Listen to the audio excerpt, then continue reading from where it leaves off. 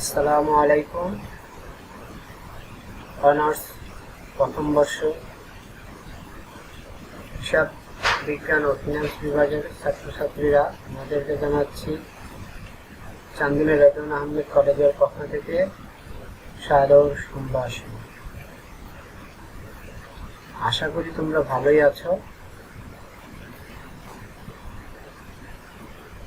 আমরা ভিডিও টিউটোরিয়ালের মাধ্যমে ক্লাস শুরু করেছি।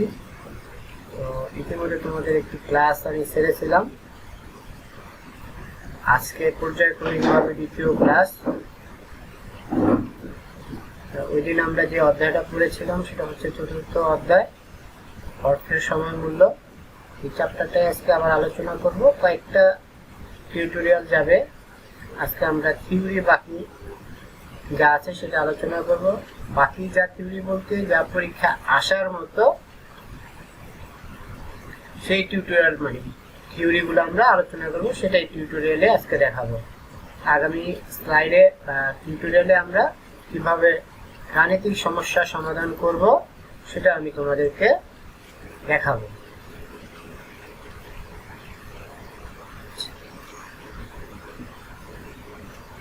আসসালামু আলাইকুম। অনার্স প্রথম বর্ষের ফিনান্স ও হিসাব বিজ্ঞান বিভাগের ছাত্রছাত্রীরা চান্দিনা রেদওয়ান আহমেদ বিশ্ববিদ্যালয় কলেজের পক্ষ থেকে তোমাদেরকে জানাচ্ছি সাদর সম্ভাষণ। আজ ভিডিও টিউটোরিয়ালে আমাদের দ্বিতীয় ক্লাস।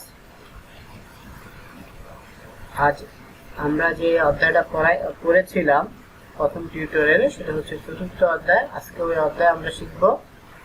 পরীক্ষায় আসার মতো যে থিওরিগুলো বাকি আছে সেটা আমরা আজকে দেখব ইনশাল্লাহ। আগামী ক্লাসে আমরা গাণিতিক সমস্যা বা ম্যাথ প্রবলেমগুলো সেগুলো সলভ করবো ইনশাল্লাহ। ঠিক আছে, আমি মোহাম্মদ শাহাদাত হোসেন, এটা তোমরা জানো। তো পরিচয় নিয়ে সময় ক্ষেপণ না করে আমরা পাঠ পরিচিতি চলে গেলাম। এটাও তোমাদের মোটামুটি জানা। ঠিক আছে, তারিখটা সবসময় বলে রাখি যে তারিখটা এলোমেলো হয়, কারণ কন্টেন্টটা আগে তৈরি করা হয় এই কারণে। তো আজকে কি পড়াবো আসলে ওইরকম ভাবে ছবি বা বিষয়টা ওইভাবে চিন্তা করা যায় না। সরাসরি আজকে উপস্থাপন করলাম, সেটা হচ্ছে অর্থের সময় মূল্যই আমরা আজকে শিখবো। সেখানকার কিছু টপিকস বাকি ছিল। তো আমরা চলে যাই আজকের টিউটোরিয়ালে। ভিডিও টিউটোরিয়ালে আমরা যা শিখবো 1, 2, 3, 4টা বিষয় শিখবো। সেটা হচ্ছে সুদ হলো অর্থের মূল্য হ্রাসজনিত ক্ষতিপূরণ। এটা বর্ণনা করতে পারবা ক্লাস শেষে। স্বাভাবিক সুদের হার বা প্রকৃত বা কার্যকরী সুদের হারের তুলনাটাও করতে পারবে। সুদ ও চক্রবৃদ্ধি সুদের মধ্যে পার্থক্য, সরল সুদ ও চক্রবৃদ্ধি সুদ, আর একটা হলো ঋণ রেখা ও ঘূর্ণায়মান ঋণের মধ্যে পার্থক্যটা তোমরা অবলোকন করতে পারবে।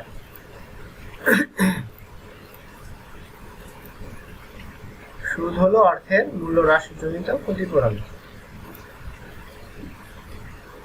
এখানে যা লেখা আছে তারপর আমরা একটু আলোচনা করি। আমাদের যে বিষয়টা ভাবায় সেটা হচ্ছে ভোগ। যে আজকে আমার কাছে 1000 টাকা আছে, আমি এটা আমার পকেটে না রেখে হয় ভেঙে ফেলি অর্থাৎ ভোগ করি, অথবা ভবিষ্যতের জন্য সঞ্চয় করি। যখন প্রশ্ন হলো ভবিষ্যতের জন্য সঞ্চয়, তখন আমরা সবসময় যে বিষয়টা মাথায় রাখি সেটা হচ্ছে যে আমাদের এই যে মূল্য, এটার যে ক্রয় ক্ষমতা, পারচেজিং পাওয়ার, অর্থাৎ আজকে 1000 টাকা দিয়ে আমি যে শার্টটা কিনতে পারবো, সেই শার্টটা আমি যদি কোনো জায়গায় সঞ্চয় করি 5 বছর পর, আমি দেখবো যে সেই শার্টটার আনুমানিক মূল্য কত হতে পারে। দেখা গেল যে শার্টটা 1000 টাকা দিয়ে আজকে ছিল, সেটা 5 বছর পর আনুপাতিক হারে পূর্বের ডাটা বা তথ্য তুলনা করে দেখলাম বছরে কি পরিমাণ বাড়ছে। 5 বছর পরে যায় বাড়বে হলো 1200 টাকা। এখন আমি যার কাছে 1000 টাকা দেব, আমি চেষ্টা করব 5 বছর পর যেন 1200 টাকা পাই। এখন 1200 টাকা পাইলে তোমার কোনো লাভ হচ্ছে না, ভোগ বাড়তেছে না।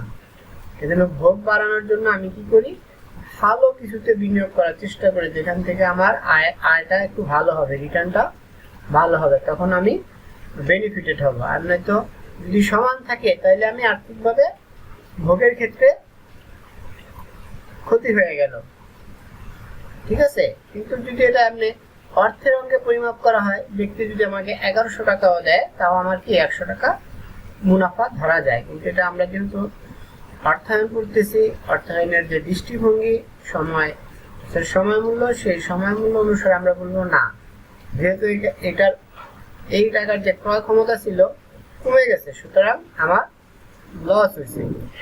এই যে মূল্য হ্রাসটা, অর্থের মূল্য মানে অর্থের ক্রয় ক্ষমতা যে হ্রাস পায়, এর কারণেই কোনো প্রতিষ্ঠান তোমাকে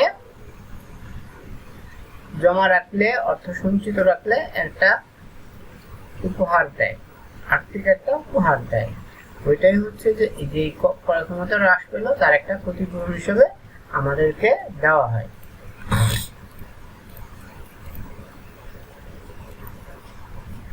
ঠিক আছে, তো আমি যে কথাগুলো বললাম এখানে সেই কথাগুলোই বলা আছে। এখন আমাদের দেখতে হবে স্বাভাবিক সুদের হার ও কার্যকরী সুদের হারের মধ্যে তুলনা। এখন স্বাভাবিক সুদ বলতে আমরা যে সুদটাকে বুঝি, সরল সুদ হতে পারে, চক্রবৃদ্ধি সুদ হতে পারে, কাগজে যেটা লেখা থাকে সেটাই হচ্ছে স্বাভাবিক সুদের হার। আর বছরে এক বা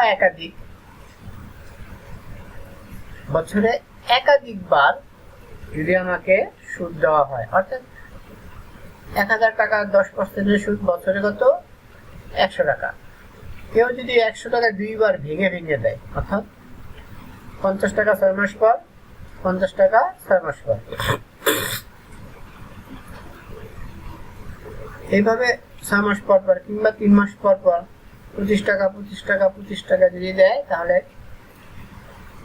সেক্ষেত্রে আমার যে সুদের হারটা দাঁড়াবে সেটা হচ্ছে কার্যকরী সুদের হার।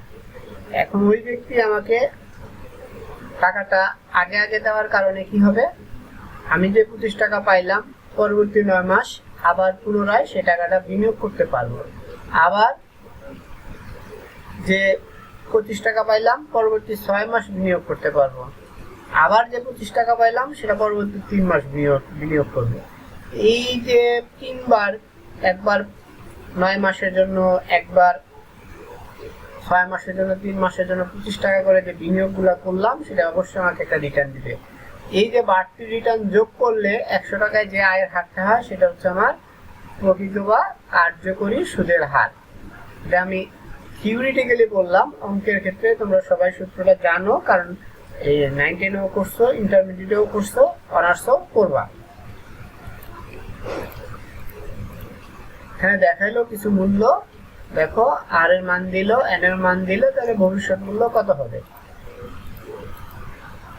আমরা একটু অঙ্কটা করলাম, তোমরা ক্যালকুলেশন করে দেখবা।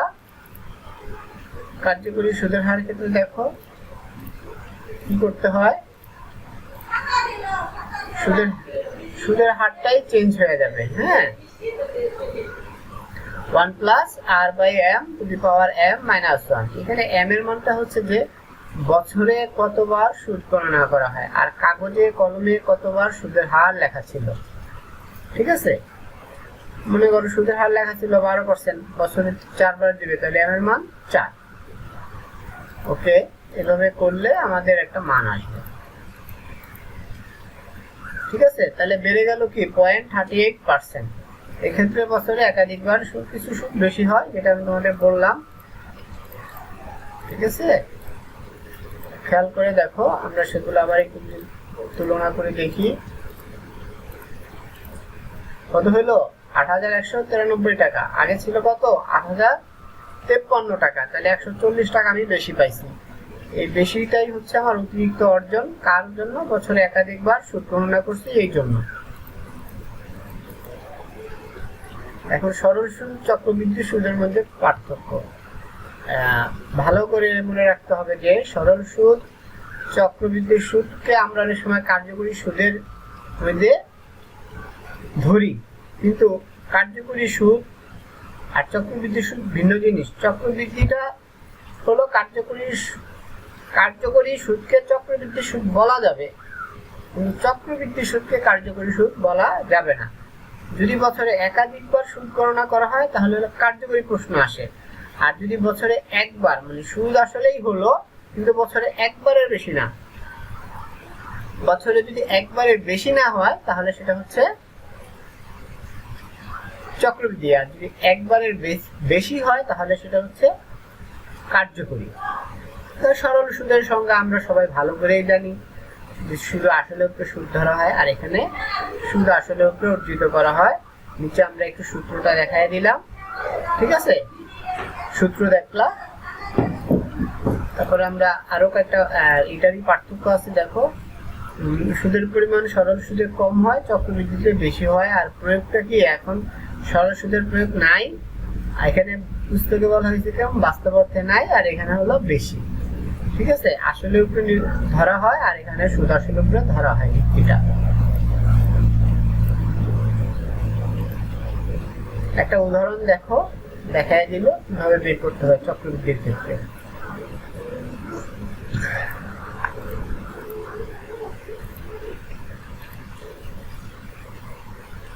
এখানে হলো ঋণ রাখা আর ঘূর্ণায়মান ঋণের মধ্যে পার্থক্য। ঋণ রাখা ইংরেজিতে যদি বলা হয় এটাকে বলা হয় লাইন অফ ক্রেডিট, ঘূর্ণায়মান ঋণকে বলা হয় রিভলভিং ক্রেডিট। এখন এই অধ্যায়ে আলোচনাটা চলে আসছে এই কারণে আমরা অনেক সময় এটা মিস্টেক করে ফেলাই, আবার এটা তৃতীয় অধ্যায়ও আসে। হ্যাঁ, তৃতীয় অধ্যায়ের মধ্যেও এটা একটা বিষয় হতে পারে, টপিক এখানে আলোচনা আছে মধ্যমেয়াদী অর্থায়নের ভিতরে, দুটো একটু মধ্যমেয়াদী, কিন্তু এখানে সময়ের একটা তুলনা আছে, জন্য বলা আবার অর্থসম্মত আলোচনা করা হয়। ঋণ রাখা হলো তোমাকে একটা নির্দিষ্ট পরিমাণ ঋণ দিবে, চুক্তি থাকবে, সম্পূর্ণটাই তুমি আস্তে আস্তে তুলতে পারবা। আর ঘূর্ণায়মান ঋণ হলো এখানেও একটা চুক্তি থাকবে সর্বোচ্চ ঋণের, কিন্তু এখানে ঋণটা আস্তে আস্তে তোলা যায়, আস্তে আস্তে তোলা যায়, কিন্তু তোমাকে সম্পূর্ণ টাকার উপরে সুদ দিতে হয় না। কিন্তু ঋণ রাখায় কিন্তু সম্পূর্ণ টাকার উপরে সুদ দিতে হয়।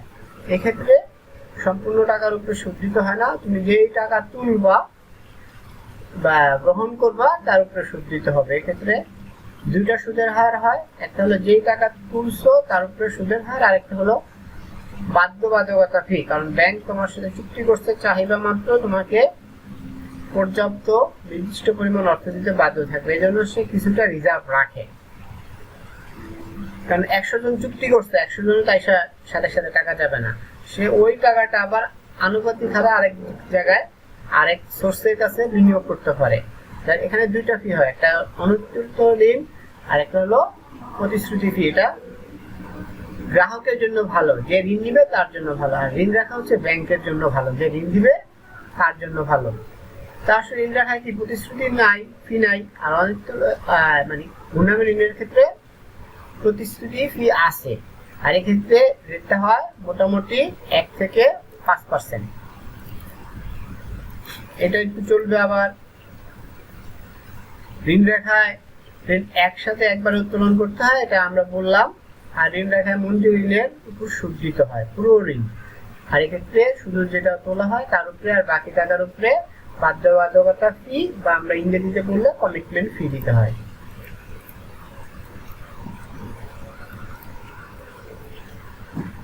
তাহলে আমরা কি বলতে পারি, ঋণের রাখায় ব্যয় কম, কার ক্ষেত্রে, ব্যাংকের, আর আমাদের ঘূর্ণায়মান ঋণের ক্ষেত্রে আমার জন্য ব্যাংকের কি বেশি, ঋণ বেশি।